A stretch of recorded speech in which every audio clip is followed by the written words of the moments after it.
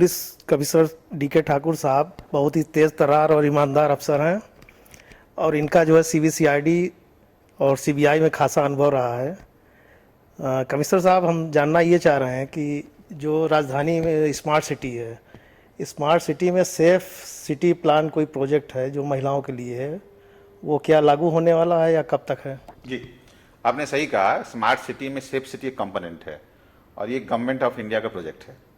Government of India ने पूरे देश में, पूरे भारतवर्ष में 10 शहरों को सेफ सिटी प्रोजेक्ट के तहत सेलेक्ट किया है।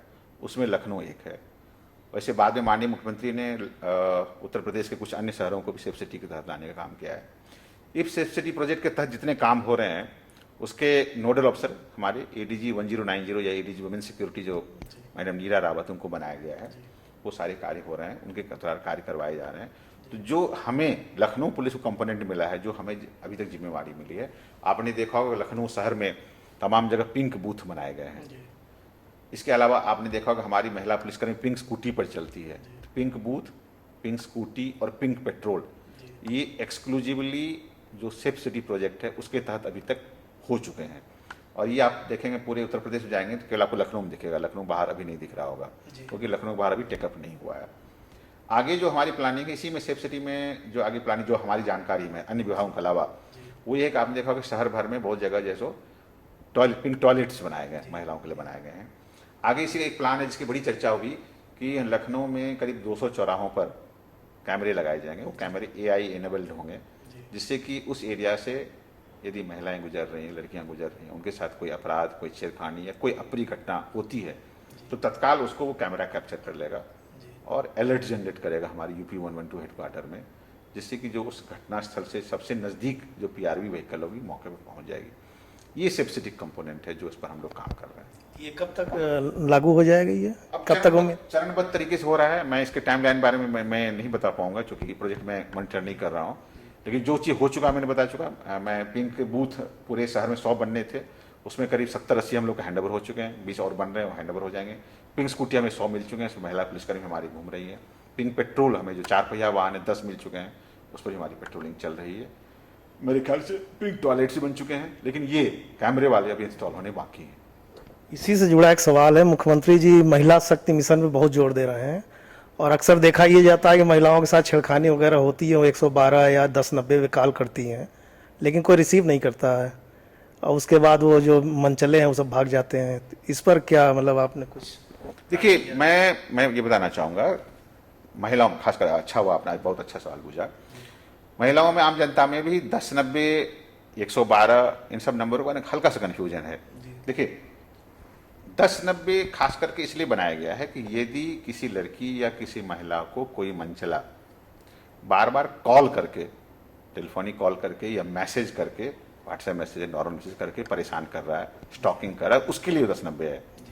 1090 के पास अपनी कोई एग्जीक्यूटिव पुलिसिंग नहीं है, मैंने कोई उनकी अपनी पुलिस विंग नहीं है कि जो पुलिस तुरंत भेज करे कार्रवाई करा ले। वो हमारे पुलिस के माध्यम से काम करती है।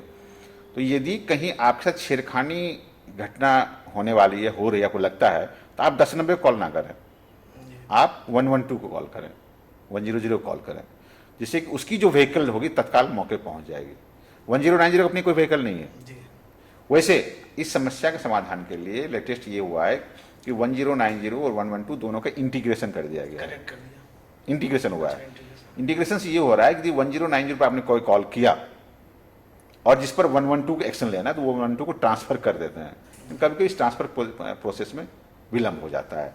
तो अच्छा है कि यदि आपका कॉन्सेप्ट क्लियर है कि हमें कब 1090 कॉल करना है, कब 112 कॉल करना है, तो दिक्कत नहीं होगी। मैं रिपीट करना चाह रहा हूँ, आपको तत्काल पुलिस सहायता चाहिए, इमरजेंसी पुलिस रिस्पॉन्स चाहिए, 112 कॉल करें। आपको फोन पर, मैसेज पर कॉल करके, स्टॉकिंग करके कोई लगातार परेशान कर रहा है तो 1090 अपना कंप्लेन लॉन्च कराएं। दूसरी बात आपने कही कि फ़ोन उठता नहीं है, तो मैं ये बताना चाहूँगा कि वहाँ जो फ़ोन आपके लैंड होते हैं, मैं 112 में ADG रह चुका हूँ इसलिए मैं बता रहा हूँ, चाहे 112 में करें, 1090 डायरेक्ट कनेक्ट नहीं होता है। वो एक IVRS सिस्टम के थ्रू चलता है, integrated voice response system, interactive voice response system. उसमें क्या होता है, जब आप कॉल करते हैं, जब कॉल वहाँ कनेक्ट हो जाता है तो आपसे पूछा जाता है एक पर्टिकुलर नंबर को दबाइए, उस नंबर को दबाते तब वो कॉल कनेक्ट होती है। कभी कभी क्या होता है कि वहाँ जो कॉल एक साथ 100-100, 200 कॉल आते रहते हैं, उस 200 कॉल में कभी कभी वो कॉल जैसे फेल हो जाती है, कॉल मेटेराइज नहीं हो पाती है। अदरवाइज वहाँ कोई ऐसी फेल्योर नहीं है कि मैंने ह्यूमन वाली कोई फेल्योर नहीं है, कोई आपका कॉल ना उठाए। क्योंकि इस पर क्या होता है, मैं 10 वहाँ 112 में था भी, जिस पर वो डेली मॉनिटरिंग करते थे। वहाँ सिस्टम ऐसा है कि आज जितने कॉल आए, एक्शनेबल कॉल, बहुत सारे कॉल आते हैं, साहब हमें बताइए कि ये नंबर सही काम कर रहा हूँ, मैं चेक कर रहा हूँ, या साहब बताइए वहाँ के एसपी साहब का नंबर क्या है। तो उसको हम लोग एक्शनेबल कॉल नहीं मानते। जो एक्शनेबल कॉल आते हैं जिस पर कि पुलिस को हमें तत्काल भेजना पड़ता है, जिसको वहाँ की भाषा में लोग इवेंट भी कहते हैं। तो जितने इवेंट्स बनते हैं आज के डेट में, उसके 50% को नेक्स्ट डे हम लोग कॉल करते हैं, कॉल बैक करते हैं कि साहब कल आपने फ़ोन किया था, पुलिस पहुंची कि नहीं पहुंची, आपका काम हुआ कि नहीं, पुलिस का व्यवहार कैसा था, आप संतुष्ट हैं वगैरह वगैरह। फिर हम उसको एनालाइज करते हैं, फिर हम जिलों को भेजते हैं। ये सतत प्रक्रिया है।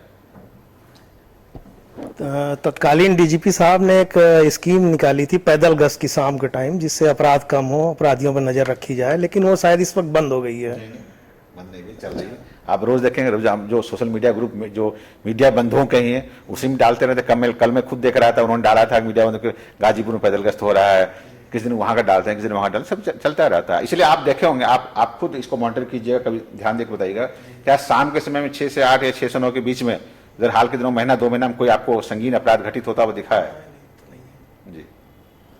विधानसभा चुनाव जो है करीब में है, और राजनीतिक जो पार्टियां वो माफिया और जो इस तरह के जो आपराधिक किस्में हैं उनको संरक्षण दे रही हैं, क्योंकि उनसे उनको फायदा उठाना है। तो इस पर कोई कार्रवाई या कोई प्लान कुछ? हमें पूरा प्लान है। हम लोग का ये मैसेज स्पष्ट है, संदेश स्पष्ट है। पिछले 10 महीनों में संदेश दिया है, और स्वयं सरकार संदेश दे रही है पिछले 4.5 साल से। आप राजनीति कीजिए, राजनीति में अपराधियों का, माफियाओं का कोई स्थान नहीं है। जो अपराधी थे, माफिया थे, उनके खिलाफ कार्रवाई भी, सख्त कार्रवाई भी। आपने देखा होगा संपत्ति कुर्क हुई है। आपने देखा होगा लखनऊ में ही पूरे प्रदेश सबसे ज़्यादा संपत्ति कुर्क हुई है, कार्रवाई भी हुई है, प्रदेश के अन्य जनपदों में भी हुई है। तो राजनीति का स्वागत है, लोकतांत्रिक प्रक्रिया का पूरा स्वागत है। अब राजनीति में भाग लें, लोकतांत्रिक प्रक्रिया में भाग लें, चुनाव लड़ें, लेकिन उस चुनाव में कोई आपराधिक कृत्य ना करें, अपराधियों को, माफियाओं को शामिल ना करें। ये हमारा सरकार का सबका संदेश। जनता के लिए, राजधानी की जनता के लिए कोई संदेश कानून व्यवस्था पर अगर देना चाहे तो? जरूर देना चाहूँगा। मैं ये कहना चाहूँगा राजधानी जनता को कि पुलिस आपके साथ है, पुलिस पर विश्वास करें, पुलिस से अपनी समस्याएं शेयर करें, पुलिस से अपनी घटनाएं शेयर करें। हम 100% कार्रवाई करें। हमसे आप मिल सकते हैं, मिल के अपनी बात बता सकते हैं, सोशल मीडिया के माध्यम से अपनी बातें बता सकते हैं, हमारे जो CUG नंबर है उसके माध्यम से बता सकते हैं। हम आपकी सारी समस्याओं का समाधान करेंगे, सुझावों, शिकायतों को भी अपने संज्ञान में लेंगे।